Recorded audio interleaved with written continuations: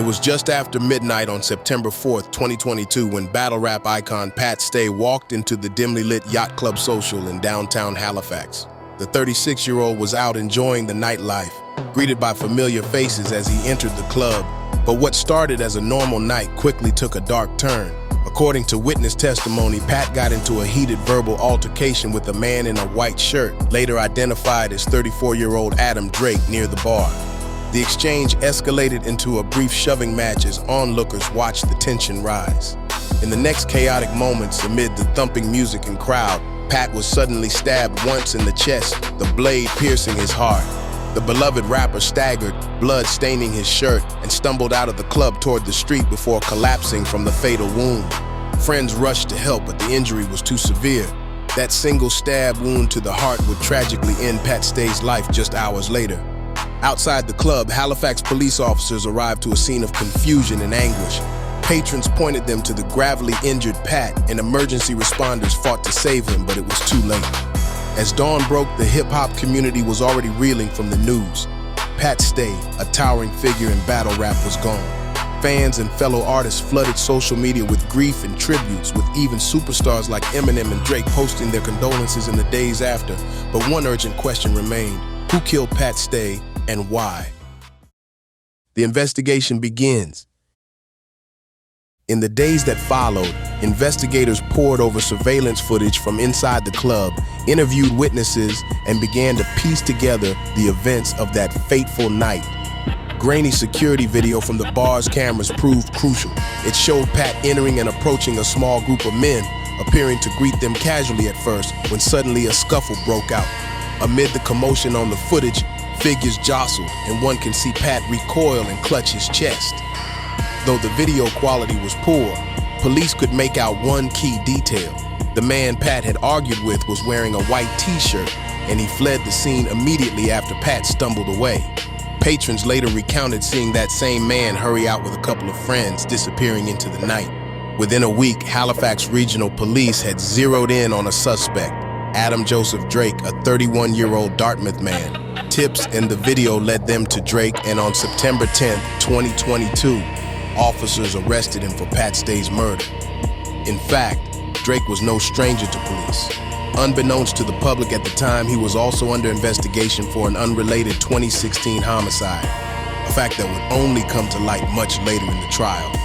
Drake was initially charged with first-degree murder in Pat's killing, suggesting authorities suspected some level of planning, but prosecutors eventually downgraded the charge to second-degree murder, indicating they believed the killing, while intentional, was not premeditated. Drake pleaded not guilty, insisting that he wasn't the one who stabbed Pat. With that, the stage was set for a high-profile trial, one that the battle rap community watched with bated breath, hoping for justice for their fallen star. The trial begins.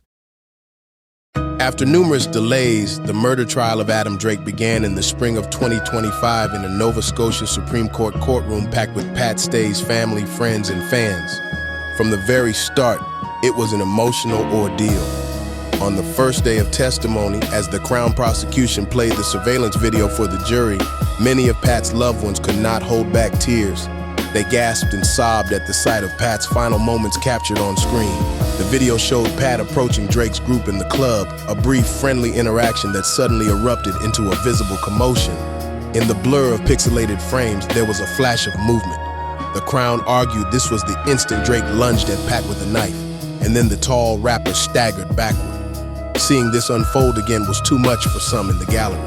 Pat's friends cried out in anguish, with a few even shouting bitter curses at Drake, telling him he could burn in hell as court officers admonished them to remain quiet. The atmosphere underscored how high the stakes and emotions were in this trial. The Crown's case. Over the next several weeks, the jury heard from a parade of witnesses and experts as both sides laid out very different stories of what happened. Crown attorney Tanya Carter, leading the prosecution, painted a picture of Adam Drake as the only person who could have killed Pat Stay. She walked jurors through the surveillance footage frame by frame, arguing that by process of elimination, no one but Drake was in position to deliver the fatal stab wound to Pat's heart. The video may have been grainy, Carter admitted, but it showed the critical moment.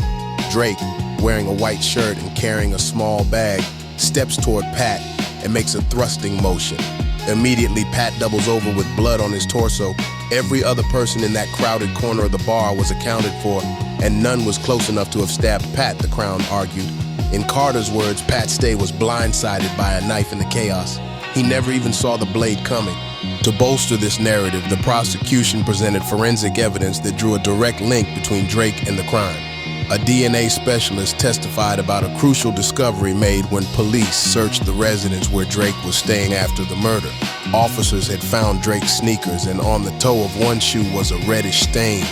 Lab analysis confirmed it was blood from two individuals, and one of those DNA profiles was an extremely high probability match to Pat Stay. In other words, Pat's blood was literally on Adam Drake's shoe, a damning piece of physical evidence. Notably, investigators never recovered the clothes Drake had worn that night. He may have disposed of them, but the shoes told a tale on their own. The medical examiner also took the stand and confirmed that Pat's death was caused by a single stab wound that penetrated his heart, matching the scenario shown on video and consistent with a knife attack by someone standing in front of him. Witness testimony.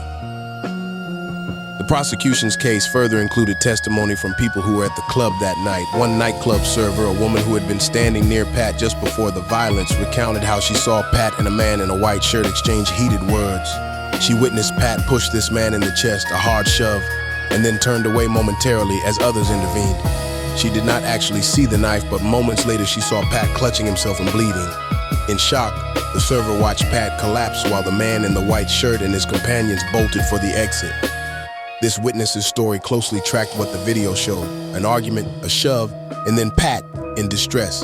Her account helped establish that Adam Drake was indeed the man arguing with Pat moments before the stabbing, and that Pat had no weapon and no warning of what was about to happen. As the Crown wrapped up its presentation, it leaned on a simple theme. Adam Drake was the only one who had the opportunity and proximity to kill Pat Stay. They suggested Drake had come to the club armed with a knife that night, possibly concealed in a small bag he carried, and used it in the sudden brawl. Prosecutor Tanya Carter highlighted how Drake's actions on the video looked intentional. She described him stepping toward Pat and making a deliberate jab, then swiftly retreating as Pat realized he'd been stabbed. The implication was that Drake had attacked swiftly and then tried to blend into the fleeing crowd, leaving Pat mortally wounded on the dance floor. It was a chilling narrative of a sneaky, cold-blooded attack in a split second. The defense fights back. When it was the defense's turn, Drake's lawyer Michael Lacey vigorously pushed back against this portrayal. The defense did not deny that Adam Drake was present at the club. In fact, they acknowledged he was there with friends that night. However, they insisted that the Crown's evidence was far from conclusive. Lacey urged the jury to avoid any confirmation bias and to truly scrutinize what the footage and forensics showed and didn't show. In his closing argument, Lacey even replayed the surveillance video frame by frame, pointing out the grainy quality and the chaotic flurry of bodies in those crucial seconds. "You can't actually see a knife or the precise moment of a stab," he argued, emphasizing that no clear image of Drake stabbing Pat existed. What the jurors saw, Lacey contended, was a confusing melee where multiple people were involved, and the Crown, in his view, had jumped to the easy conclusion that Drake was the culprit, while ignoring other possibilities. For instance, the defense highlighted that at almost the same moment Pat was stabbed, another man was seen throwing a punch at Pat. Indeed, witnesses had described an unidentified friend of Drake's striking Pat in the head amid the brawl. That punch, the defense suggested, could mean someone else was attacking Pat, muddying the timeline of the fatal blow. Lacey argued the prosecutors ruled out other people too easily. Could it be, he posited, that in the frenzy of the fight, another person, perhaps even the one who punched Pat, had pulled a weapon? The Crown's own witness admitted she hadn't seen the stabbing itself. By raising these questions, Lacey aimed to plant seeds of doubt about the singular focus on Drake. The DNA evidence on the shoe was also challenged by the defense. Michael Lacey noted that investigators never found the actual knife or any article of Drake's clothing with Pat's blood on it. And while Pat's blood on the shoe was hard to dispute, Lacey argued it might have gotten there innocently during the scuffle. For example, in the chaos after Pat was stabbed and people rushed around, a drop of blood could have landed on Drake's sneaker. He further attacked the prosecution's theory of the hidden knife, pointing out that the bag Drake was carrying showed no traces of Pat's DNA or blood inside. If Drake had truly concealed a bloody knife in it, wouldn't there be forensic evidence? To the defense, this undermined the idea that Drake carried the murder weapon in the bag. Throughout the trial, Adam Drake sat at the defense table, mostly stoic, but there were flashes of drama directly involving him. One day after the jury had been excused from the courtroom, Drake turned toward the section where Pat's family and friends were seated. With a faint smirk, he winked at them, a brazen, defiant gesture that sent a ripple of anger through the onlookers. Court sheriffs quickly intervened as Pat's supporters erupted in profanity and outrage at Drake's audacity. The judge admonished everyone to remain calm, but the damage was done.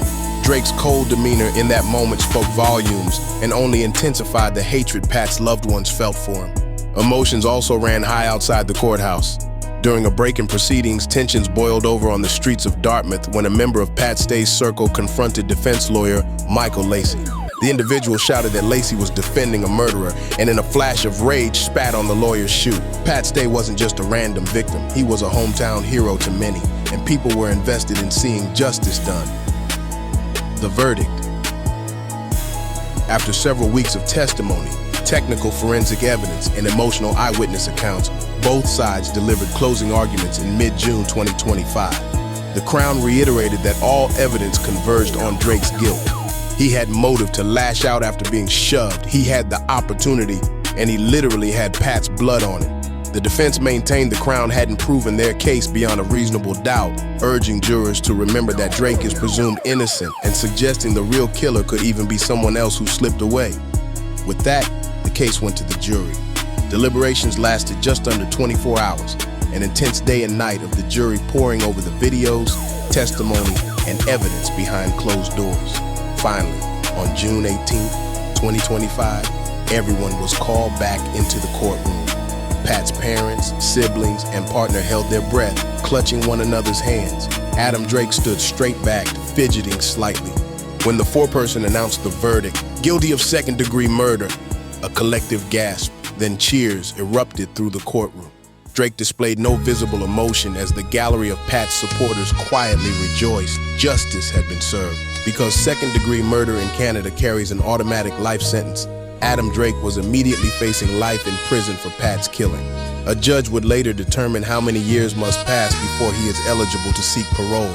By law, it would be between 10 and 25 years. Upon hearing the verdict, tears of relief flowed from Pat's family.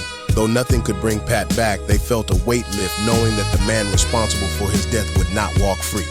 Outside the courthouse, supporters released balloons and embraced in cathartic hugs. Aftermath and reflection. Melissa Burns, Pat Stay's longtime girlfriend and the mother of his children, spoke to reporters with a trembling voice. "I'm just happy it's over. I feel like he's at peace now," she said, expressing that while nothing could ever fill the void Pat left, at least the long fight for justice was over. Pat's brother and close friends echoed the sentiment. There could never be true closure for a loss so great, but there was vindication in seeing Drake held accountable. In the battle rap community, word of the guilty verdict spread fast. Fellow rappers and fans posted that Pat could finally rest easy and that a measure of justice had been won for Halifax's fallen legend. A shocking revelation. In a remarkable twist, once the jury was dismissed and sequestered after closing arguments, a publication ban was lifted, revealing something the jurors never knew during the trial. Adam Drake was already a convicted murderer in another case. It turned out that in October 2024, while awaiting this trial, Drake had been found guilty of first-degree murder for the 2016 shooting of a young man named Tyler Kaiser. That earlier charge had bizarrely been dropped in 2021, only to be reinstated after Pat Stay's death. So by the time Drake stood trial for Pat's killing, he was secretly a convicted killer in the eyes of the law, already serving a life sentence for the Kaiser case. This information had been kept from the Pat Stay jury to ensure fairness. Everyone is judged only on the evidence of the case at hand. But now the world learned that Adam Drake had a deadly history. For Pat's family, this revelation was chilling. They couldn't help but wonder if things might have been different had Drake been kept behind bars in the first place. Still, they took comfort that he would have no chance to hurt anyone else for a very long time. In the end, justice prevailed, and Pat's story, though tragically cut short, will not be defined by his death but by the impact he had on the culture and the justice his memory achieved in court. Yo, Halifax halls, whisper tales of a titan. Blade in his wit left the fake ones frightened. Gold grill grin, every syllable tighten. Gladiators grace with an angel's alignment. They'd say stay humble, you'd flip it enlightened. King with a pen knife in a cipher. Razor edge humor, devastate and delight them. Truth in your punch, never content to just hype them. Chrome hearts when the mic sparks, ghost in the rafters. Crowd rose for the show, every flow a new chapter. You can see stage shadow stretch farther than factors. Stamped in the annals, they scan till forever after. No, there ain't no goodbye for the ones who we treasure. Past laugh in the echo, his bars sound better. It's past day forever, past day forever. The sucker free bars till we meet again in heaven. No, there ain't no goodbye for the ones who we treasure. Past laugh in the echo, his bars sound better. It's past day forever, past day forever. The sucker free bars till we meet again in heaven. Broke beef down like enzymes, mapped out the cosmos. Quicksilver tongue left rivals. Hey, it's the Algorithm Institute where the stories are told. From the battle rap culture, speaking facts that we know. It's the Algorithm Institute. Go like and subscribe if you digging the content that we provide. If you listen to us, you ain't hearing no lies. We better than the mother bloggers all combined. It's the Algorithm Institute of battle rap. It's the Algorithm Institute of battle rap.